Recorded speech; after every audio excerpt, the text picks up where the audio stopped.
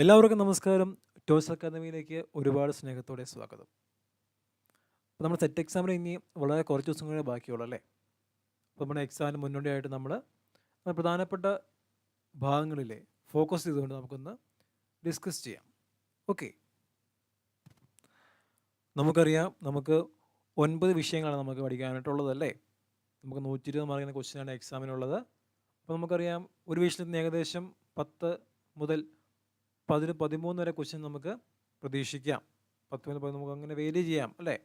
ഒന്നെങ്കിൽ 10 ചോദിക്കാം, അല്ലെങ്കിൽ 13 ചോദിക്കാം. അങ്ങനെ നമുക്ക് എണ്ണം വേരി ചെയ്യാം. എല്ലാവരും നന്നായിട്ട് പഠിച്ച് ഒരുങ്ങിക്കൊള്ളുക. അപ്പോൾ നമുക്ക് ഓരോ വിഷയങ്ങളുടെയും പ്രധാനപ്പെട്ട ഭാഗങ്ങൾ നമുക്കൊന്ന് ഫോക്കസ് ചെയ്ത് നമുക്കൊന്ന് ഡിസ്കസ് ചെയ്യാം. ആദ്യമായി mathematical methods in physics. Mathematical ഫിസിക്സിലെ ഏറ്റവും പ്രധാനപ്പെട്ട ടോപ്പിക് എന്ന് പറയുന്നത് നമ്മുടെ കോംപ്ലക്സ് അനാലിസിസ് ആണ്. ആ കോംപ്ലക്സ് അനാലിസിസിലെ ഏറ്റവും കൂടുതൽ റിപ്പീറ്റ് ചെയ്ത് ചോദിച്ചിട്ടുള്ള ക്വസ്റ്റ്യൻ എന്ന് പറയുന്നത് എബൌട്ട് കോഷി റെയ്മാൻ കണ്ടീഷനാണ്. അപ്പോൾ നിങ്ങളെല്ലാവരും നമ്മുടെ പ്രീവിയസ് ക്വസ്റ്റ്യൻസ് നോക്കിയിട്ടുണ്ടെങ്കിൽ നിങ്ങൾക്ക് മനസ്സിലാവും. ഏറ്റവും കൂടുതൽ തവണ റിപ്പീറ്റ് ചെയ്ത് ചോദിച്ച ക്വസ്റ്റ്യൻ എന്ന് പറയുന്നത് നമ്മുടെ കോംപ്ലക്സ് അനാലിസിസിലെ കോഷി റെയ്മാൻ കണ്ടീഷനാണ്. അപ്പോൾ എന്താണ് കോഷി റെയ്മാൻ കണ്ടീഷൻ?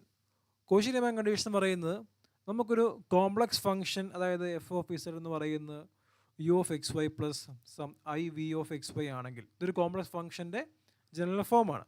അപ്പോൾ ഇങ്ങനെ ഒരു കോംപ്ലക്സ് ഫംഗ്ഷൻ തന്നു കഴിഞ്ഞാൽ ആ കോംപ്ലക്സ് ഫംഗ്ഷൻ അനലിറ്റിക് ആണോ അല്ലയോ ചെക്ക് ചെയ്യാൻ ഉപയോഗിക്കുന്ന ഒരു ടൂളാണ് കോഷി റെയ്മാൻ കണ്ടീഷൻ എന്ന് പറയുന്നത്. അപ്പോൾ ഇത് നമ്മുടെ കോംപ്ലക്സ് ഫംഗ്ഷൻ്റെ real part u of x y എന്ന് പറയുന്നത്, വി ഓഫ് എക്സ് വൈ എന്ന് പറയുന്നത് അതിൻ്റെ ഇമാജിനറി പാർട്ട്. അപ്പോൾ ഇങ്ങനെയാണ് ഒരു കോംപ്ലക്സ് ഫംഗ്ഷൻ്റെ ജനറൽ ഫോമെങ്കിൽ അതിൻ്റെ കോഷി റെയ്മാൻ കണ്ടീഷൻ എന്ന് പറയുന്നത് ഓപ്ഷൻ എ ആയിരിക്കും. അതിൻ്റെ കോഷി റെയ്മാൻ കണ്ടീഷൻ എന്ന് പറയുന്നത് ഓപ്ഷൻ എ ആയിരിക്കും അതിൻ്റെ കോഷി റെയ്മാൻ കണ്ടീഷൻ എന്ന് പറയുന്നത്. അതായത് doe u by doe x is equal doe v by doe വൈയും doe v by doe x is equal minus doe u by doe u. ഇത് ഡയറക്റ്റ് ക്വസ്റ്റ്യനാണ് അല്ലേ. അപ്പോൾ നമുക്ക് കോഷി റെയ്മാൻ കണ്ടീഷൻ അറിയാമെങ്കിൽ നമുക്കൊരു കോംപ്ലക്സ് ഫംഗ്ഷൻ തന്നു കഴിഞ്ഞാൽ ആ ഫംഗ്ഷൻ അനലിറ്റിക് ആണെങ്കിൽ തീർച്ചയായിട്ടും അത് കോഷി റെയ്മാൻ കണ്ടീഷൻ ഒബേ ചെയ്തിരിക്കും. പക്ഷേ കോഷി റെയ്മാൻ കണ്ടീഷൻ ഒബേ ചെയ്തുകൊണ്ട് മാത്രം ആ ഫംഗ്ഷൻ അനലിറ്റിക് ആണോ ഒരു നിർബന്ധവുമില്ല. പക്ഷേ ആ ഫംഗ്ഷൻ അനലിറ്റിക് ആണെങ്കിൽ അത് തീർച്ചയായിട്ടും കോഷി റെയ്മാൻ കണ്ടീഷൻ ഒബേ ചെയ്തിരിക്കും. ഓക്കെ, അടുത്ത ക്വസ്റ്റ്യൻ നോക്കിയേ. What is the value of beta for which f of x y complex ഫംഗ്ഷനാണ് 2x plus 3 into x square minus y square plus i 6xy plus beta y is an analytic function of the complex variable z is equal to x plus i y അല്ലേ. അപ്പോൾ നമുക്കൊരു complex function തന്നിട്ടുണ്ട്. So നമുക്ക് എന്താ പറയുന്നത്, and it is an analytic function എന്ന് പറഞ്ഞിട്ടുണ്ടല്ലേ. So it is an analytic function. So what is the value of beta for അല്ലേ, what is the value of beta അല്ലേ. അപ്പോൾ നമുക്ക് എന്ത് ഉപയോഗിക്കാം, നമുക്ക് കോഷി റെയ്മാൻ കണ്ടീഷൻ ഉപയോഗിക്കാം. കാരണം it is given that the given complex function is A analytic function അല്ലേ. നമുക്ക് വേണ്ടത് എന്താണ്, നമുക്ക് വേണ്ട വാല്യൂ ഓഫ് ബീറ്റ വേണം അല്ലേ.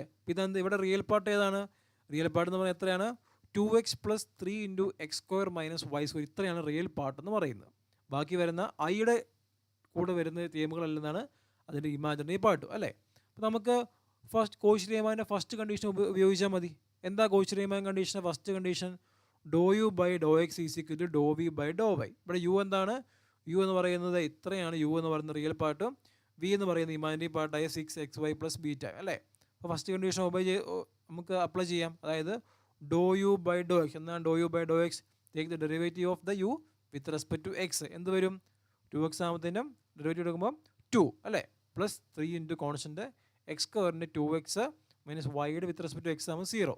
So is equal to doe v by doe y. എന്താണ് doe v by doe y എടുത്തു, എന്ത് വരും, 6xyയുടെ 6x പ്ലസ് ബീറ്റ വൈയുടെ ബീറ്റ മാത്രം വരും അല്ലേ. So 2 plus 3 into 2x minus 0 is equal to 6x plus beta. So 2 plus ഇത് മൾട്ടിപ്ലൈ ചെയ്യുമ്പം 6x is equal to 6x plus beta. 6xും 6xും കൂടെ ക്യാൻസൽ ചെയ്ത് കഴിഞ്ഞാൽ എന്ത് കിട്ടും, 2 ഈസ് ഈക്വൽ ടു ബീറ്റ. അപ്പോൾ എന്താണ് answer, beta is equal to 2 കണ്ടോ. അപ്പോൾ ഈ ക്വസ്റ്റ്യൻ കിട്ടിക്കഴിഞ്ഞാൽ നമുക്ക് എന്ത് മനസ്സിലാക്കണമായിരുന്നു, തന്നിരിക്കുന്ന ഫംഗ്ഷൻ ഒരു അനലിറ്റിക് ഫംഗ്ഷൻ ആയതുകൊണ്ട് അത് ഉറപ്പായിട്ടും കോഷി റെയ്മാൻ കണ്ടീഷൻ ഒബേ ചെയ്യുമായിരുന്നു എന്ന് മനസ്സിലാക്കി കഴിഞ്ഞാൽ നിങ്ങൾക്ക് പറ്റുമായിരുന്നെങ്കിൽ നിങ്ങൾക്ക് ഈ ക്വസ്റ്റ്യൻ ചെയ്യാമായിരുന്നു. ഓക്കെ, അപ്പോൾ Cauchy Riemann condition mathematical methods in ഫിസിക്സിലെ വളരെ ഇമ്പോർട്ടൻ്റ് ആയിട്ടുള്ള ഒരു ടോപ്പിക്കാണ്. Okay, then coming to quantum mechanics. നമുക്കറിയാം ക്വാണ്ടം മെക്കാനിക്സിൽ ഒരുപാട് ഇമ്പോർട്ടൻറ്റ് ടോപ്പിക്കുകളുണ്ടല്ലേ. ഒന്ന് ക്വാണ്ടം മെക്കാനിക്കൽ വേവ് ഫംഗ്ഷൻ, പിന്നെ particle in a box, harmonic oscillator, hydrogen atom തുടങ്ങിയ ഒരുപാട് പ്രോബ്ലംസ് നമ്മൾ ഡിസ്കസ് ചെയ്യാറുണ്ട്. അതിൽ ഏറ്റവും പ്രധാനപ്പെട്ട ഒരു പ്രോബ്ലം എന്ന് പറയുന്നത് പാർട്ടിക്കിൾ ഇൻ എ ബോക്സ് അല്ലെങ്കിൽ പൊട്ടൻഷ്യൽ വെൽ എന്ന് പറയുന്നത് തന്നെയാണ്. ഓക്കെ, ഇത് ക്വസ്റ്റ്യൻ നോക്കിക്കേ. A particle is constrain in a one ഡയമെൻഷനിലാണ്. One dimensional box of length 2a ആണ്. One dimensional box of length 2a ആണ്. With potential is given as v of x is equal to infinity and between x less than or equal to minus a and greater than a, and u of x is equal to 0 for between x minus a മുതൽ plus a വരെ എന്താണ് u of x 0. ഇത് സാധാരണ typical ആയിട്ടുള്ള ഒരു one dimensional potential വെല്ലിൻ്റെ problem ആണല്ലേ. നമുക്ക് ഇങ്ങനെ ഫിഗർ വയ്ക്കാൻ പറ്റും. ഫിഗർ ആയിരിക്കുവാണെന്ന് നോക്കുക. ഇതാണ് ബോക്സ് എങ്കിൽ മൈനസ് എ മുതൽ പ്ലസ് എ വരെ പൊട്ടൻഷ്യൽ 0യും ആൻഡ് ബാക്കി ഭാഗത്തെല്ലാം എന്താണ് ഇൻഫിനിറ്റി പൊട്ടൻഷ്യൽ വാല്യൂ. ഇതാണ് ഇൻഫൈനൈറ്റ് ആയിട്ടുള്ള ഒരു one dimensional potential value problem എന്ന് പറയുന്നത്. ഓക്കെ, നമുക്ക് എന്താ വേണ്ടേ? What is the energy difference between level n is equal to 3 and n is equal to 2. Okay, അപ്പോൾ നമുക്ക് so we have to find the energy difference between level n is equal to 3 and n is equal to 2. For that we have to know what are the energy eigenvalues of this one dimensional potential well. അപ്പം ഇങ്ങനത്തെയുള്ള problems, അതായത് potential വെല്ല്, harmonic oscillator തുടങ്ങിയ പ്രോബ്ലംസിനെല്ലാം നിങ്ങൾ എന്ത് ചെയ്യണം? നിങ്ങൾ അതിൻ്റെ wave ഫംഗ്ഷൻ്റെ form അല്ലെങ്കിൽ അതിൻ്റെ എനർജി ഐക്യവാല്യൂൻ്റെ ഫോമെല്ലാം നിങ്ങൾക്ക് അറിഞ്ഞിരിക്കണം. എങ്കിൽ മാത്രമേ നിങ്ങൾക്ക് ഈ ടൈപ്പ് പ്രോബ്ലംസ് നിങ്ങൾക്ക് സോൾവ് ചെയ്യാനായിട്ട് പറ്റുകയുള്ളൂ. ഓക്കെ, അപ്പോൾ ഇതാണ് ഒരു വൺ ഡയമെൻഷണൽ. നമുക്കറിയാം for a one dimensional potential well the energy eigenvalues are given by en. എന്ന് പറയുന്നത് n എന്ന് പറയുന്നത് level n is equal to n square pi square h z square divided by 2ml square. n എന്ന് പറയുന്ന ഓരോ ലെവലാണ്. അപ്പോൾ ground state ആണെങ്കിൽ n1, ഫസ്റ്റ് എക്സൈറ്റഡ് സ്റ്റേറ്റ് ആണെങ്കിൽ n2, അങ്ങനെ പോകും. l എന്ന് പറയുന്ന നമ്മുടെ വെല്ലിൻ്റെ ലെങ്ത്, ബോക്സിൻ്റെ ലെങ്ത്. ഓക്കെ, അപ്പോൾ നമുക്ക് എന്താ വേണ്ട? The energy difference between n is equal to 3 and n is equal to 2. Okay, ഇവിടെ ആദ്യം നമുക്ക് എന്ത് വിളിക്കാം? n 3 കൊടുക്കുക. അപ്പോൾ e3 is equal to 3 square pi square h square divided by 2m. എല്ലാത്തിനും ലെങ്ത് എത്രയാണ്? 2a അല്ലേ? 2a സ്ക്വയർ ഇത് കിട്ടും. ഓക്കെ, ദെൻ നമ്മൾ വേണ്ട 2 കൊടുക്കുക. സോ e2 കൊടുത്ത് e2 കണ്ടുപിടിക്കുക. സോ ദെൻ എന്ത് ചെയ്യുക? We have to find the energy difference between. So രണ്ടും കൂടെ എന്ത് ചെയ്യുക? രണ്ടും കൂടെ മൈനസ് ചെയ്യുക, ഡിഫറൻസ് എടുക്കുക. സോ മൈനസ് ചെയ്യുക. അപ്പോൾ നമുക്ക് മൈനസ് ചെയ്യുമ്പോൾ നമുക്ക് ഇങ്ങനെ കിട്ടും അല്ലേ. അപ്പോൾ ഈ ഓപ്ഷനകത്ത് ഇല്ല. അപ്പോൾ എന്താ കാരണം? കാരണം ഓപ്ഷനിലെല്ലാം എച്ച് കട്ടിന് പകരം വെറും എച്ചാണ്. സോ എന്ത് ചെയ്യുക? നമ്മൾ എന്ത് ചെയ്യുക? എച്ച് കട്ടിനെ എച്ചിൻ്റെ ടൈമിലേക്ക് മാറ്റുക. എങ്ങനെ മാറ്റാം? നമുക്കറിയാം h cut is equal to h/2π ആണ്. സോ എച്ച് കട്ടിന് പകരം എന്ത് ചെയ്യുക? h/2π കൊടുക്കുക. സോ 5 പൈ സ്ക്വയർ എച്ച് കട്ടിന് പകരം h/2π കൊടുക്കുമ്പോൾ നമുക്കത് ഇങ്ങനെ കിട്ടും. ദെൻ അത് ക്യാൻസൽ ചെയ്ത് കളയുക. Finally we arrive at option D. അപ്പോൾ ഇങ്ങനെയുള്ള വൺ ഡയമെൻഷണൽ പൊട്ടൻഷ്യൽ വെല്ല് അല്ലെങ്കിൽ ഹാർമോണിക് ഓസിലേറ്റർ തുടങ്ങിയ പ്രോബ്ലംസ് എല്ലാം ക്വാണ്ടം മെക്കാനിക്സിലെ വളരെ ഇമ്പോർട്ടൻ്റ് ആയിട്ടുള്ള പ്രോബ്ലംസ് ആണ്. എല്ലാവരും നോക്കിയിരിക്കണം. Okay, then coming to electromagnetic theory.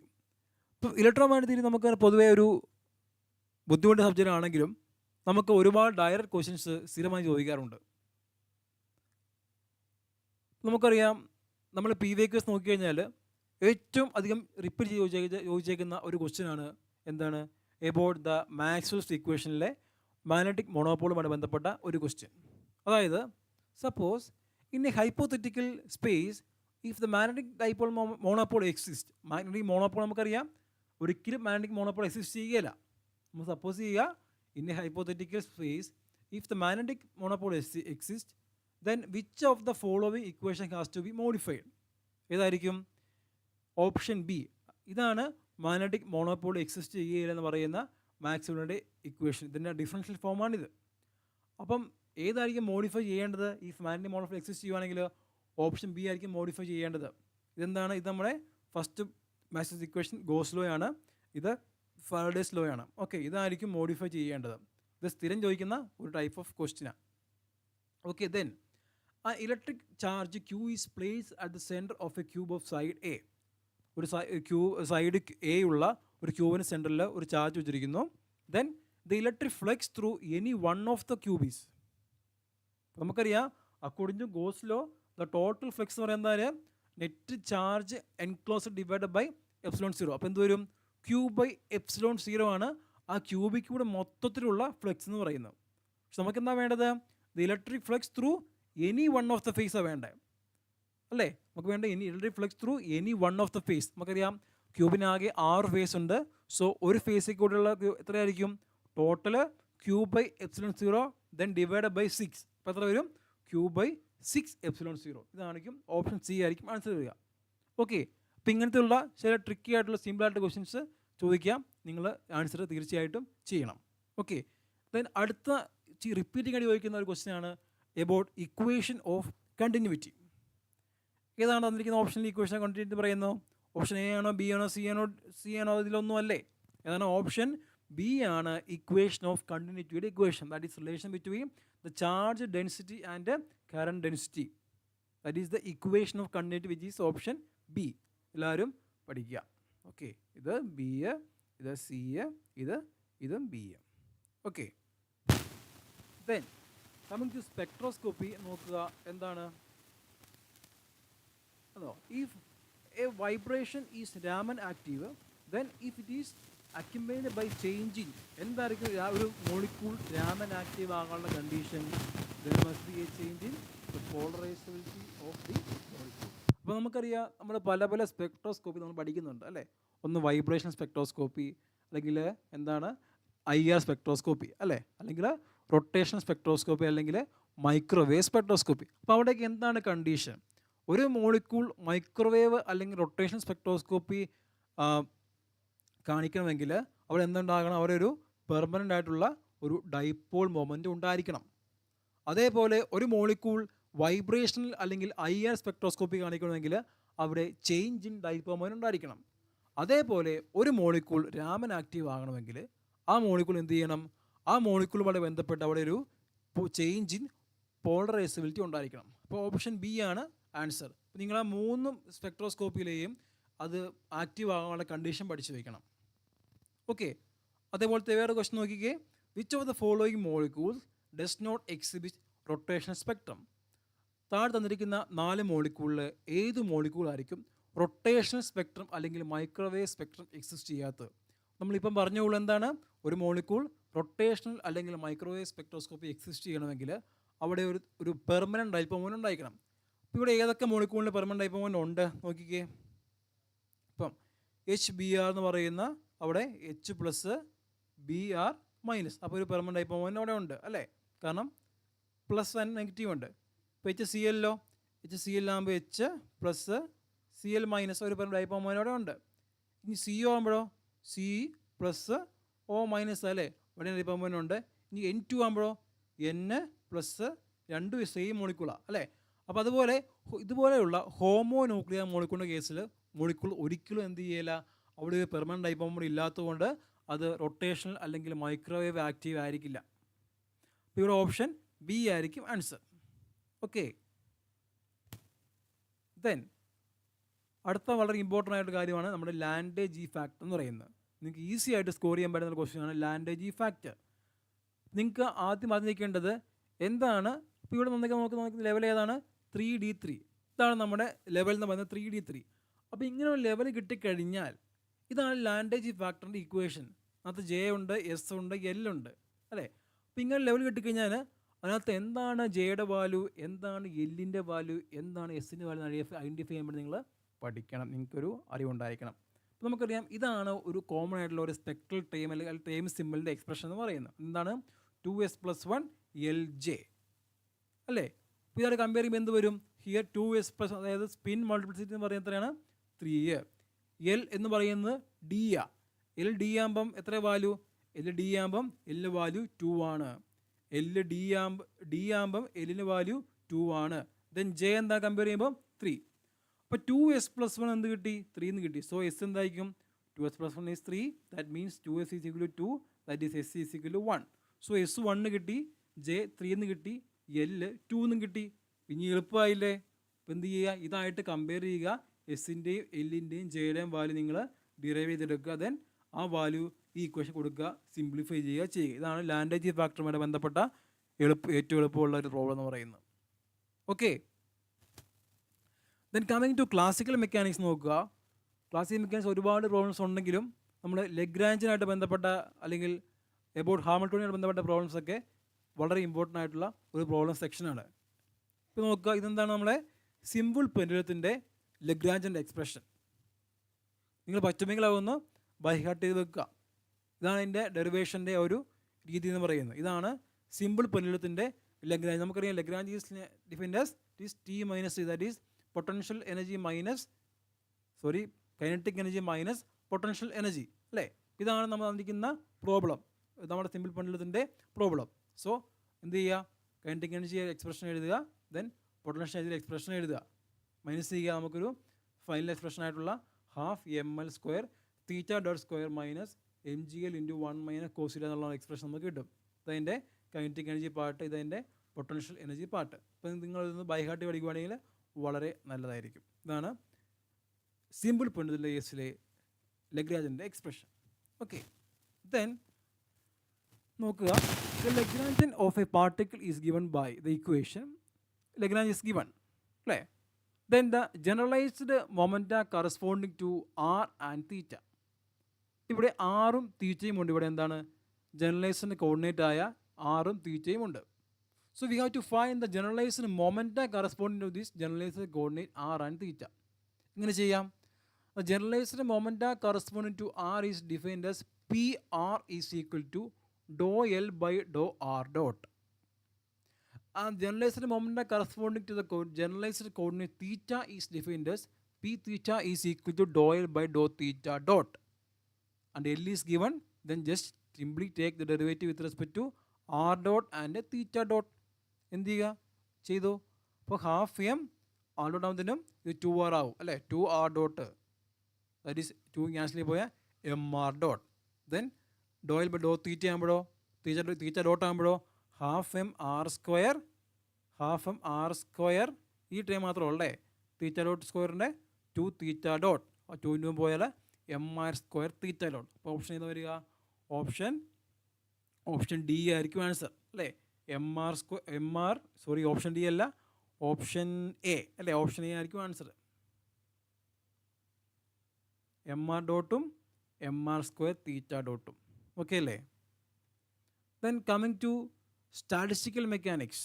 എന്താണ് നിങ്ങൾക്ക് എൻസെമ്പിൾ, നമുക്കറിയാം 3 എൻസെമ്പിൾ ആകെ ഉണ്ട്. ഏതൊക്കെയാണ്? മൈക്രോ കാനോണിക്കൽ എൻസെമ്പിൾ ഉണ്ട്, കാനോണിക്കൽ എൻസെമ്പിൾ ഉണ്ട്, ദെൻ ഗ്രാൻഡ് കാനോണിക്കൽ ആയിട്ടുള്ള എൻസെമ്പിളും ഉണ്ട്. അപ്പോൾ നിങ്ങൾക്ക് ഈ 3 എൻസെമ്പിളിനെ പറ്റിയുള്ള ഐഡിയ നിങ്ങൾക്ക് ഉണ്ടായിരിക്കണം. ഏതൊക്കെ എൻസെമ്പിൾ, ഏതൊക്കെയാണ് കോൺസ്റ്റൻറ്റ് അല്ലെങ്കിൽ ഏതൊക്കെയാണ് കൺസർവ് ആയിട്ടുള്ള കാര്യം നിങ്ങൾക്ക് അറിയാമല്ലോ. ഏതൊക്കെയാണ്? For micro canonical ensemble their energy, volume and number of particles are conserved. And for canonical ensemble, temperature, volume and n are conserved. And for grand canonical ensemble, temperature, volume and chemical potential is conserved. അപ്പോൾ ഇപ്പോൾ answer എന്തായിരിക്കും? For microcanonical ensemble is the collection of large number of systems having same എന്തായിരിക്കും? Energy, volume and number of particles ആയിട്ടുള്ള option B.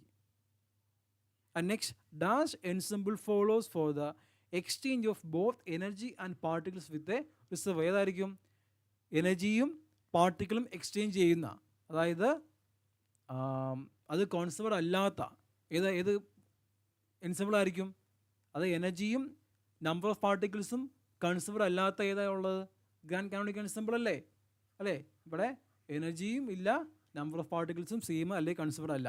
So answer is grand canonical ensemble, option B.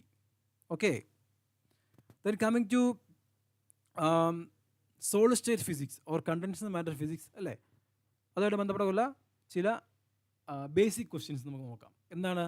About the coordination അല്ലേ, നമ്മുടെ crystal സ്ട്രക്ചറുമായിട്ട് ബന്ധപ്പെട്ട കാര്യങ്ങളൊക്കെ നിങ്ങൾ അറിഞ്ഞിരിക്കണം അല്ലേ. നമ്മുടെ ക്രിസ്റ്റൽ കുറേ സിസ്റ്റംസ് ഒക്കെ ഉണ്ട്, അവയുടെ ഓരോ പ്രോപ്പർട്ടീസ്. അപ്പോൾ ഇതിന് ആൻസർ പറഞ്ഞേ. The coordination number in case of FCC is എന്തായിരിക്കും? The coordination number in case of FCC എത്രയാണ്? 12 ആണ് അല്ലേ. അതായത് FCC ലാറ്റിസിനുമായിട്ട് ബന്ധപ്പെട്ട, അതായത് ഫേസ് സെൻറ്റേഡ് ക്യൂബിക് ക്രിസ്റ്റലിൻ്റെ കോർഡിനേഷൻ നമ്പർ എന്ന് പറയുന്നത് 12 ആണ്. 8 എന്തിനാണ്? 8 നമ്മുടെ BCCയുടെ 8. ഓക്കെ, നമ്മുടെ ഹെക്സഗണലിൻ്റെയും 12. അങ്ങനെ നിങ്ങൾ കാര്യങ്ങൾ പഠിച്ചു വയ്ക്കുക. ദെൻ അടുത്ത ക്വസ്റ്റ്യൻ എന്ന് പറഞ്ഞേ. The reciprocal lattice of a simple cubic lattice. എന്താണ് സിമ്പിൾ ക്യൂബിക് ലാറ്റിസിൻ്റെ റെസിപ്രോക്കൽ ലാറ്റിസ്? സിമ്പിൾ ക്യൂബിക് ലാറ്റിസിൻ്റെ റെസിപ്രോക്കൽ ലാറ്റിസ് എന്ന് പറയുന്നത് സിമ്പിൾ ക്യൂബിക് തന്നെയാണ്. ഇനി എന്താണ് ബി സി സിയുടെ റെസിപ്രോക്കൽ ലാറ്റിസ്? ബി സി സിയുടെ അതായത് ബോഡി സെൻറ്ററിൻ്റെ റെസിപ്രോക്കൽ ലാറ്റിസ് എന്ന് പറയുന്നത് എഫ് സി സിയും നേരെ തിരിച്ച് എഫ് സി സിയുടെ റെസിപ്രോക്കൽ ലാറ്റിസ് എന്ന് പറയുന്നത് ബി സി സിയും ആയിരിക്കും. പഠിച്ചു വെച്ചോ. ക്യൂബിക്കിൻ്റെ ക്യൂബിക്ക്, ബി സി സിയുടെ F C C, F C സിയുടെ B C C. Okay. Then for the first Brillouin zone of linear lattice with lattice parameters A, the range of K, a wave vectorൻ്റെ അതായത് first Brillouin സോയിൻ്റെ കേസിലെ wave vector range, that is the question. First Brillouin സോയിൻ്റെ കേസിലെ wave vector range എത്രയാണ്? Option A minus pi A മുതൽ plus pi by A വരെയാണ് first Brillouin സോയിൻ്റെ വേവ് വെക്ടർ റേഞ്ച് എന്ന് പറയുന്നത്. ഓക്കെ. എ എന്നാണ്, A is the lattice parameter and K is the wave vector. Okay. Then coming to nuclear and particle base നോക്കുക. എന്താണ് ഒരു question നോക്കിക്കുക, നമ്മുടെ shell മോൾഡുമായി ബന്ധപ്പെട്ട ഒരു ക്വസ്റ്റ്യൻ ആണ് അല്ലേ. എന്താണ്? The nucleus for calcium can be described by a single particle shell model.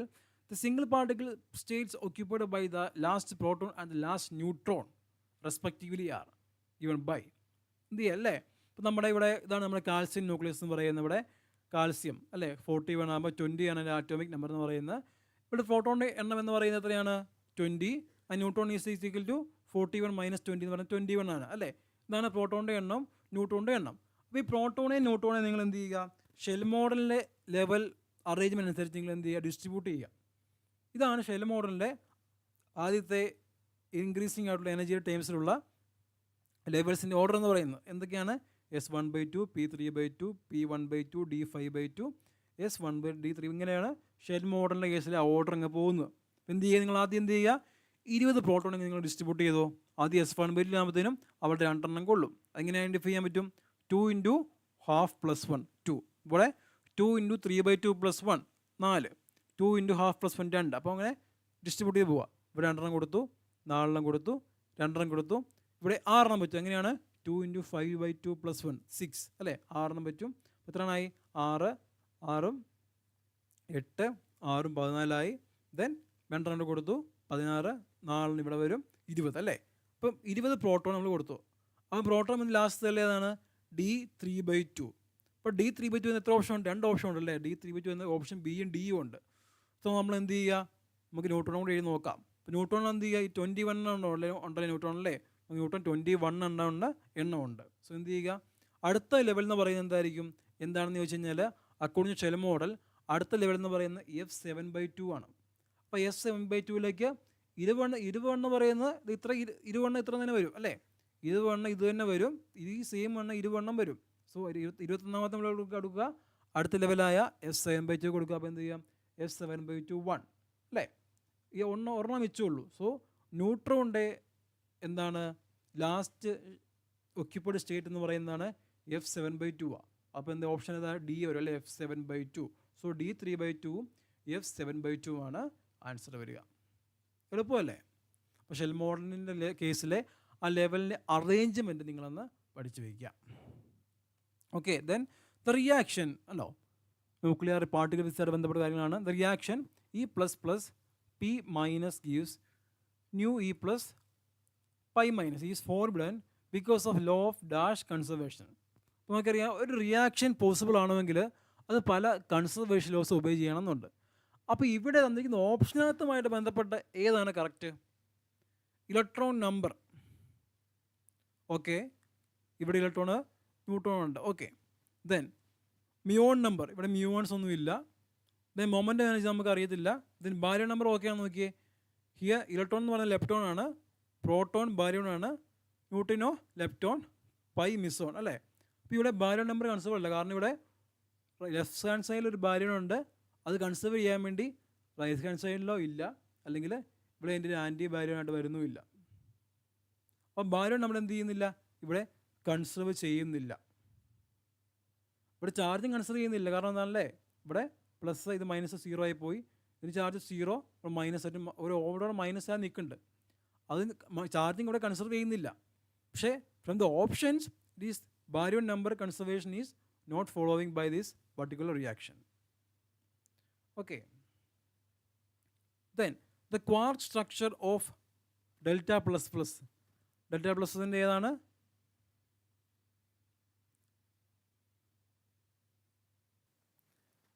Delta plus പ്ലസിൻ്റെ ക്വാർക്ക് സ്ട്രക്ചർ എന്ന് പറയുന്നതാണ് ഓപ്ഷൻ ആയിട്ടുള്ള യു ആണ്. യു.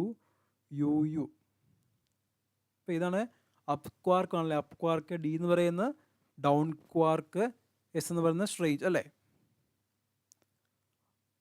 അപ്പോൾ നിങ്ങൾക്ക് അതിനെപ്പറ്റിയൊക്കെ ഉള്ള ഐഡിയ നിങ്ങൾക്ക് ഉണ്ടായിരിക്കണം അല്ലേ. അതേപോലെ ചില കോമൺ പ്രോട്ടോണിൻ്റെ ക്വാർക്ക് സ്ട്രേറ്റ് എത്രയാണ്, ന്യൂട്രോണിൻ്റെ ഏതാണ്, ഒമേഗ മൈനസിൻ്റെ ഏതാണ്, എസ് അങ്ങനെയൊക്കെ ചില ഇമ്പോർട്ടൻ്റ് ആയിട്ട് ചില എലമെൻ്റൽ പാർട്ടിക്കിളിൻ്റെ കേസിൽ നിങ്ങൾ ഒന്ന് നോക്കി വയ്ക്കുന്നത് വളരെ നല്ലതായിരിക്കും. UDS ആയിട്ട് ബന്ധപ്പെട്ട കാര്യങ്ങൾ. ഓക്കെ. ഇലക്ട്രോണിക്സിൽ ഈ ഇടയായിട്ട് ചില ബേസിക് ആയിട്ടുള്ള ക്വസ്റ്റ്യൻസ് ചോദിച്ച് കാണാറുണ്ട്. അത് നമുക്ക് അറിയാവുന്ന ചില കോമൺ ആയിട്ടുള്ള ചില കാര്യങ്ങളൊക്കെ ചോദിച്ചവർ കാണുന്നുണ്ട്. ആ ഫസ്റ്റ് ക്വസ്റ്റ്യൻ നോക്കിയേ. The maximum current flowing through A 10K resistor with power rating 1 watt. എങ്ങനെ ചെയ്യാൻ പറ്റും? നമുക്കറിയാം പവറിൻ്റെ എക്സ്പ്രഷൻ ആർക്കെങ്കിലും അറിയാമോ? എന്താണ് പവറിൻ്റെ എക്സ്പ്രഷൻ? നമുക്കറിയാം പവർ ഈസ് ഈക്വൽ ടു എന്താണ്, VI എന്നറിയാം അല്ലേ. Power is equal to VI. നമുക്ക് V എന്താണ് നമുക്ക് അറിയത്തില്ല, I എന്താണ് അറിയത്തില്ല. അപ്പോൾ എങ്ങനെ ചെയ്യും? പവർ അറിയാം. പവറിന് വേറെ എക്സ്പ്രഷൻ എന്താണ്? V is equal to V into V²/R എനിക്ക് ഇക്വേഷൻ ആർക്കും അറിയാമായിരുന്നോ? അതെങ്ങനെ വന്നു? നമുക്കറിയാം, നമുക്ക് V is equal to IR എന്നറിയാം. എന്താണ് ഓംസ് ലോ പ്രകാരം. സോ I is equal എന്ത് ചെയ്യുക? V/R കൊടുക്കുന്നതിനും ഇവിടെ Iക്ക് V/R കൊടുത്തു കഴിയുമ്പോൾ എന്ത് വേണം? V²/R എന്ന് വരും. അപ്പം P is equal to V²/R എന്നുള്ള ഇക്വേഷൻ നിങ്ങൾ എന്ത് ചെയ്യുക? നമുക്ക് R അറിയാം, P അറിയാം, V² ആണെങ്കിൽ V കണ്ടുപിടിക്കുക. ദെൻ എന്താണ് P is equal to VI വെച്ച് എന്ത് ചെയ്യാൻ പറ്റും? നമുക്ക് I കിട്ടും. സോ മാക്സിമം കറണ്ട് നമുക്ക് കിട്ടും. അപ്പം ഇങ്ങനത്തെ ചെറിയ സിമ്പിളായിട്ടുള്ള ബേസിക് ഇക്വേഷൻ വെച്ച് നമുക്ക് പ്രോബ്ലംസ് ചെയ്യാൻ വേണ്ടി പറ്റും. ഓക്കെ. ഇനി ഇതെങ്ങനെ ചെയ്യാം? അടുത്ത ക്വസ്റ്റ്യൻ നോക്കിക്കേ. In a transistor IC, that is the collector current is given as 100 milliampere and the emitter current is given as 100.5 milliampere. The value of beta. എന്താണ് ബീറ്റ എന്ന് പറയുന്നത്?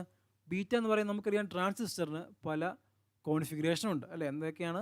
കോമൺ ബേസ് കോൺഫിഗറേഷൻ ഉണ്ട്, common emitter configuration ഉണ്ടാണ്ട് common base configuration ഉണ്ട്. അപ്പോൾ ഈ common collector ഉണ്ട്, common base, common emitter, common collector. ഈ കോമൺ എമിറ്റർ കോൺഫിഗറേഷൻ ആണ് നമ്മൾ ഏറ്റവും മോസ്റ്റ് കോമൺലി യൂസ് ചെയ്യുന്ന ഒരു ട്രാൻസിസ്റ്റർ കോൺഫിഗറേഷൻ എന്ന് പറയുന്നത്. അപ്പോൾ അതിൻ്റെ ആംപ്ലിഫിക്കേഷൻ ഫാക്ടറാണ് ബീറ്റ. കോമൺ ബേസിൻ്റെ ആൽഫ, കോമൺ എമിറ്ററിൻ്റെ ബീറ്റ, കോമൺ കളക്ടറിൻ്റെ ഗാമ. അപ്പോൾ എന്താണ് ബീറ്റ എന്ന് പറയുന്നത്? നമുക്കറിയാം ആംപ്ലിഫിക്കേഷൻ ഫാക്ടർ ബീറ്റ എന്ന് പറയുന്നത് എന്താണ്? ബീറ്റ അല്ലെങ്കിൽ ആംപ്ലിഫിക്കേഷൻ ഫാക്ടർ എന്ന് പറയുന്നത് തന്നെ എന്താണ്? നമ്മുടെ ഔട്ട്പുട്ട് കറണ്ട്. ഇപ്പോൾ ഇവിടെ കോമൺ എമിറ്റർ ആകുമ്പം എമിറ്റർ കോമൺ ഗ്രൗണ്ട് ചെയ്തു. ഔട്ട്പുട്ട് എന്ന് പറയുന്നത് IC ഡിവൈഡ് ബൈ IB ആയിരിക്കും. ഇൻപുട്ട് ഇവിടെ IB ആണ്, കാരണം എമിറ്റർ ഗ്രൗണ്ട് ചെയ്തു, കോമൺ എമിറ്റർ ആയതുകൊണ്ട്. അതിൻ്റെയാണ് ബീറ്റ. കോമൺ എമിറ്ററിൻ്റെ ആംപ്ലിഫിക്കേഷൻ ഫാക്ടറാണ് beta. So IC by IB. അപ്പോൾ നമുക്ക് IC അറിയാം. അപ്പോൾ എന്താണ് IB എന്ന് പറയുന്നത്?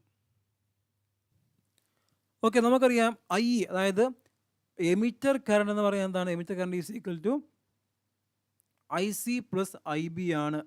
ഇതെല്ലാവർക്കും അറിയാമായിരുന്നോ? നമുക്കറിയാം IE is equal to IC plus IB ആണ്. സോ നമുക്ക് IB എന്ന് കിട്ടും. So IB is equal to IE minus IC, that is 105 minus 100 എത്രയാണ്? അര അല്ലേ. അതായത് 0.5 മില്ലി ആംപിയർ അല്ലേ. IE is given and IC is given. 0.5 milli ampere കിട്ടും. So beta is equal to എന്താണ്? Beta is equal to IC എത്രയാണ്? 100 divide by IB എത്രയാണ്? 0.5. എത്ര കിട്ടും?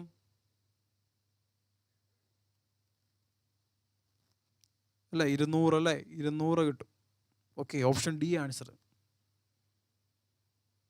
ഓക്കെ, നെക്സ്റ്റ് ക്വസ്റ്റ്യൻ നോക്കുക.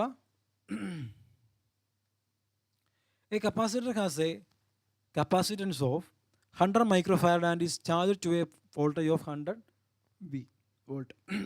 What is the energy stored in a capacitor? ഇപ്പോൾ നമുക്കറിയാം ഒരു കപ്പാസിറ്ററിനകത്ത് എനർജി സ്റ്റോർ ചെയ്യുന്ന എന്താണ്? ഇലക്ട്രിക് ഫീൽഡ് ക്രിയേറ്റ് ചെയ്താണ് എനർജിയൊക്കെ സ്റ്റോർ ചെയ്യുന്നത് അല്ലേ. അപ്പോൾ അങ്ങനെ സ്റ്റോർ ചെയ്യുന്ന എനർജിക്ക് ഒരു എക്സ്പ്രഷൻ ഉണ്ടായിരുന്നു, സിമ്പിൾ എക്സ്പ്രഷൻ. ആരെങ്കിലും ഓർക്കുന്നുണ്ടോ? എന്താണ്? Energy is equal to half CV². C is the capacitance which is given. എത്രയാണ്? 20 ഇൻറ്റു 10⁻⁻6 ഫാരഡ്. മൈക്രോ ഫാരഡിനെ മാറിലേക്ക് മാറ്റണം. അതിന് വോൾട്ടേജ് ഈസ് 100. സിമ്പിൾ ക്വസ്റ്റൻ അല്ലേ? സിയും അറിയാം, വിയും അറിയാം. കൊടുത്ത് ഇക്വേഷൻ കൊടുത്ത ആൻസർ കിട്ടും. Easy. Then the decimal equivalent of the hexadecimal number 1A.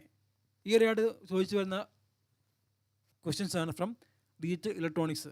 The decimal equivalent to the decimal equivalent വേണ്ട, decimal equivalent of the hexadecimal number 1A. ഇപ്പോൾ 1A ഇപ്പം എന്താണ്? ഇപ്പോൾ അറിയാം, എ എന്ന് പറയുന്നത് 10, ബി എന്ന് പറയുന്നത് 11, സി എന്ന് പറയുന്നത് 12, അങ്ങനെ പോകുന്ന എല്ലാവർക്കും അറിയാമോ? A 10, B 11, C 12, D 13. ഇതാണ് ഡിജിറ്റൽ ഇലക്ട്രോണിക്സിലെ ഇവയുടെയൊക്കെ വാല്യൂ എന്ന് പറയുന്നത്. നമുക്ക് ഇങ്ങോട്ട് കൺവേർട്ട് ചെയ്യേണ്ടേ ഹെക്സാഡെസിമൽ നമ്പറാണ് അല്ലേ? ഹെക്സാഡെസിമൽ നമ്പറാണ് കൺവേർട്ട് ചെയ്യേണ്ടത്. ഹെക്സാഡെസിമൽ നമ്പറാണ് നമുക്ക് ഇത് തന്നിരിക്കുന്നത്. അപ്പം ഫസ്റ്റ് 1A. അപ്പോൾ എ ഇൻറ്റു എയുടെ വാല്യൂ 10 ഇൻറ്റു ഹെക്സാഡെസിമൽ ആയതുകൊണ്ട് 16⁻0. ദെൻ അടുത്ത നമ്പർ 1 ഇൻറ്റു 16⁻1. ഓക്കെ, അതായത് ദെൻ 16 + 10 26. ഓക്കെ, ഇനി നോക്കിയേ. ഇനി ഫോർ എക്സാമ്പിൾ നമുക്ക് നമ്പർ എന്ന് പറയുന്നത് 356 എന്ന് കൊടുക്കാം. 356 ആണെങ്കിൽ എങ്ങനെ ചെയ്യും? നമുക്കറിയാം ഹെക്സാഡെസിമലാണ്. So first 6 into 16⁻0 plus 5 into 16⁻1 plus 3 into 16⁻2 അങ്ങനെ പോവുകയാണ്. ഇത് ജസ്റ്റ് മാത്തമാറ്റിക്കൽ സിംപ്ലിഫൈ ചെയ്താൽ മതി. അപ്പം ഇങ്ങനെയാണ് അതിൻ്റെ ഡെസിമൽ ഇക്വാലൻറ്റ് നമ്മൾ കണ്ടുപിടിക്കുന്നത്. അതേപോലെ AF ആണെങ്കിലോ ഇങ്ങനെ എന്ത് ചെയ്യും? AF 2AF എന്നുണ്ട് അല്ലേ? 2AF എന്നുണ്ട്. 2AF ആണ് ഇങ്ങനെ കണ്ടുപിടിക്കും. എഫ് എന്ന് പറയുന്നത് എത്രയാണ്? 15. 15 ഇൻറ്റു 16⁻0. ദെൻ എ എന്ന് പറയുന്നത് 10 ഇൻറ്റു 16⁻1. Then 2 into 16⁻2. സിംപ്ലിഫൈ ചെയ്താൽ മതി. ഇങ്ങനെയാണ് ഒരു സിസ്റ്റത്തിൽ നിന്ന് മറ്റേ സിസ്റ്റത്തിലേക്ക് നമ്മൾ കൺവേർട്ട് ചെയ്യുന്നത്. ഓക്കെ, അപ്പോൾ നമ്മൾ മൊത്തത്തിൽ നമ്മളൊന്ന് ഇമ്പോർട്ടൻ്റ് ആയിട്ടുള്ള ഒരു ഫോക്കസ്ഡ് ഏരിയ നമ്മൾ ഡിസ്കസ് ചെയ്തു. അപ്പോൾ നിങ്ങൾ ഇതിനെ വിളിച്ചിട്ട് നിങ്ങളൊന്ന് വിലയിരുത്തുക, നന്നായിട്ടൊന്ന് റിവൈസ് ചെയ്യുക. Okay, thank you.